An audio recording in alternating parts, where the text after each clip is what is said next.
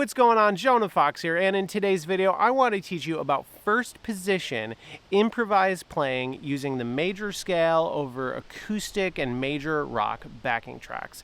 It's something that I personally love, but when I talk to my students, very often it's a new experience for them, and it might be a new experience for you too as well. So I want to explain what this is all about and then give you a longer demo where I show you first position improvised playing at 5 different levels. So let's go and get started. All right, so here's how this works. First position on the harmonica is the way that the harmonica was designed to be played. A lot of times as diatonic harmonica players, really hyper focused on the blues, and there's nothing wrong with that. I love blues playing, but just understand that this is an instrument and it can do a lot of different things. One thing that it's especially good at is major scale playing using first position. So you might already know this, right? When you get into the harmonica, one of the first things that you pick up is the major scale in first position in the middle octave, like this.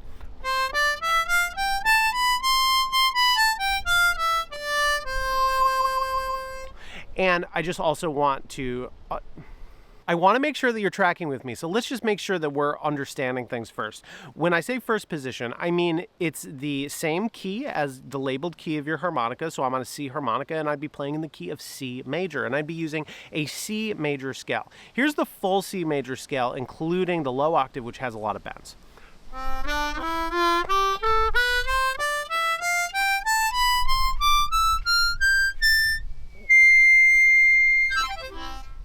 Okay, so this is one of the most basic ways to play the harmonica, and it's something that a lot of times we learn as beginners and then we kind of forget about it because we're learning about the blues in second position. And I just want to remind you that it still exists and it's still really fun. And if you're generally new to the improvising experience, it's one of the best ways to really get going and start having some early wins with improvised harmonica playing. So let's jump into that. Now, to play improvised music, generally we're melody instrumentalist, and we want to be playing over music, either with another musician or over a backing track or a recording. And for this style of music, I highly suggest you choose backing tracks, and there's some people out there on YouTube that make amazing backing tracks that you can use in first position. So all you would type in is the key, so let's say C major, and then backing track. And if you have a particular idea on the style that you want, like rock or acoustic or folk or jazz, then you can add that little tag in there at the end. Someone I think it makes a lot of great tracks like this is Elevated Jam Track. So I'm going to load one of his tracks up now, and I'm going to go through a jam, and I want to show you how you can improvise over this kind of music using the major scale in first position and show you 5 different levels of this experience as we start adding more things and getting a little bit more complicated. So let me go get that track loaded up. When you're getting started with first position improvising, you're going to want to first be able to play in a very simple way. So what I suggest you do is you just use the middle octave of the scale because there's no bend. So that would be... Okay, really simple, and stick with pretty basic rhythms. We can get more complicated later on, and we will in today's video. I just want you to understand what this sounds like at a really simple level. So I'm going to use simple rhythms, a lot of quarter notes, and I'm going to be playing using the middle octave. All right, keeping it simple, here we go. There's a little bit of an intro here, and so I'm going to generally play quarter notes, but sometimes if I feel like it just feels good to stay on a particular note, I'm going to hold it out a little bit longer, and this is what you can do too as well. So let's jump into it.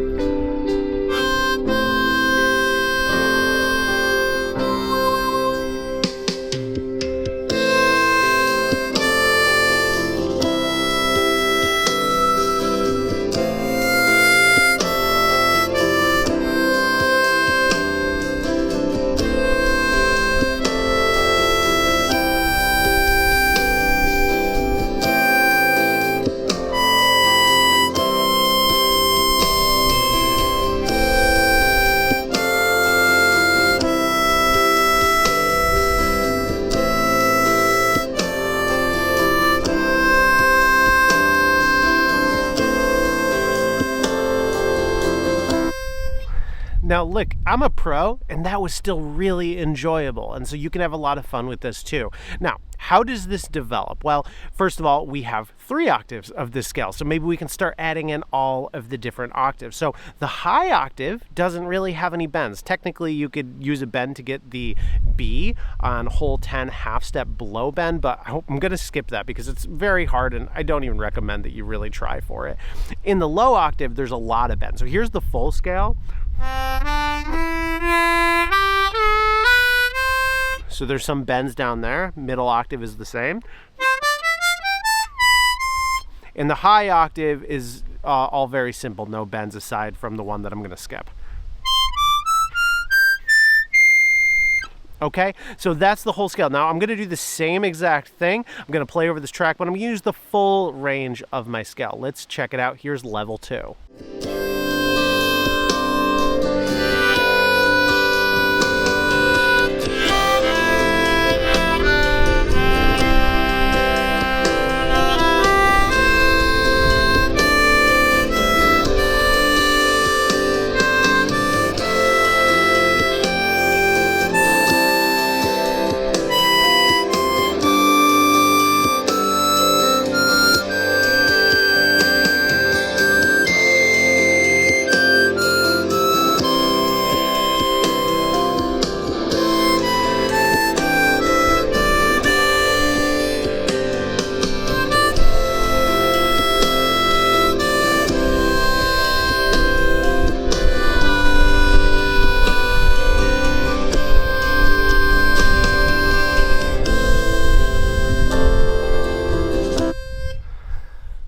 All right, so you can hopefully hear that coming together. It's starting to sound a little bit more interesting now that we have a larger range of notes. And as you notice, I started being a little bit more experimental with my rhythms.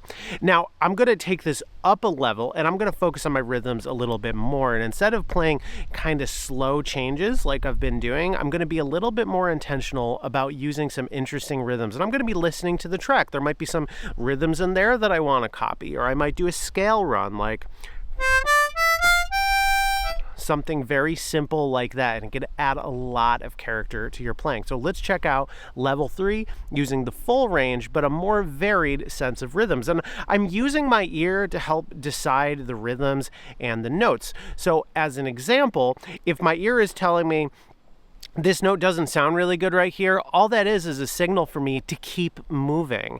And if my ear tells me that, oh, I like the sound of this thing, then that's a signal that I should maybe stay on it, repeat that note a few times, or hold a note there for a little while longer until it feels good to move on. All right, here's the next level, full range, more rhythm, and a little bit more intentional about the notes that I'm choosing. Here we go.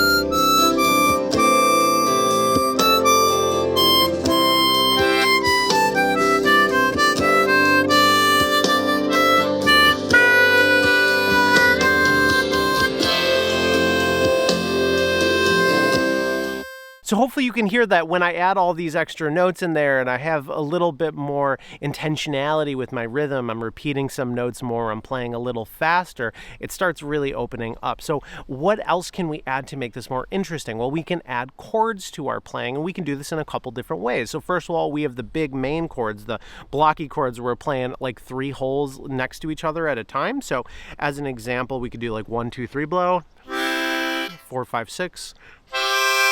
And the high octave, 7, 8, 9, maybe even 10. Okay, so that's something you could do.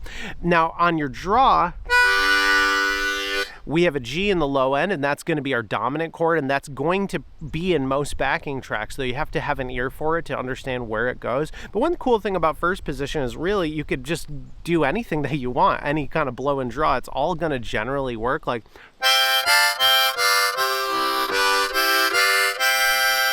some of these are specific chords, like 5 and 6 draw is a F double stop. But we don't need to think about that too much. If you just kind of experiment with it, a lot of it's going to work. Now you can also do split chords where you stick your tongue in the middle and you play, like, let's say hole 1 and 4 at the same time. Okay, so you could do stuff like that.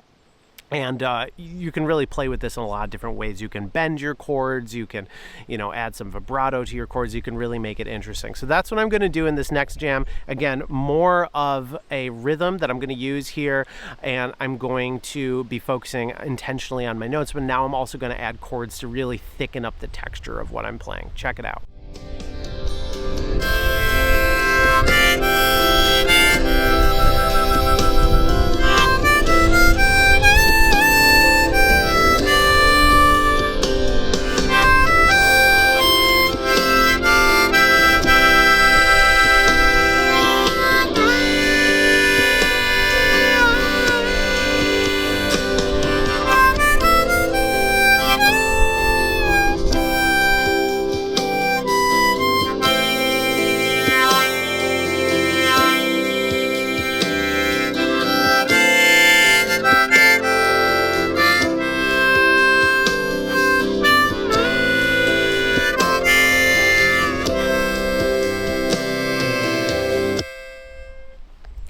So you can hear when I start adding chords, now it just becomes really full and it can feel really powerful to play. Now the last level of this is taking everything that we've already done, but now we're also adding in just normal harmonica techniques like bend scoops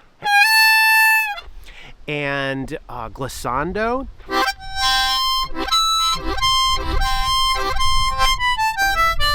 Something like that, flutters.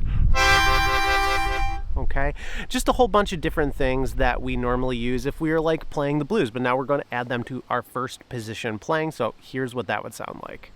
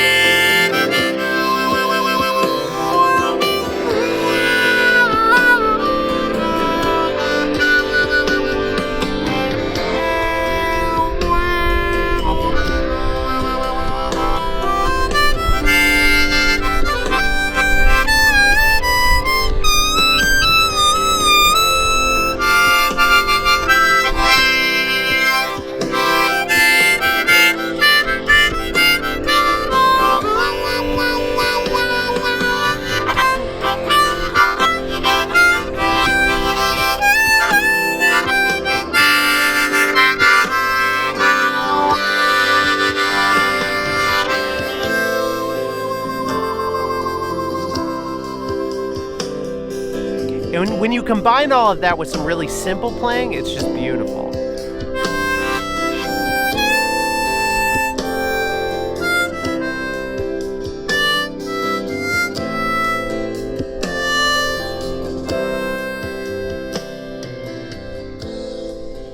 So that's the deal with first position improvised playing. If you want to get all the notes, check out my free scale cheat sheet. And if improvising is new to you, then watch this video over here while I explain how to get started with it in the next week. I'll see you next time. Peace.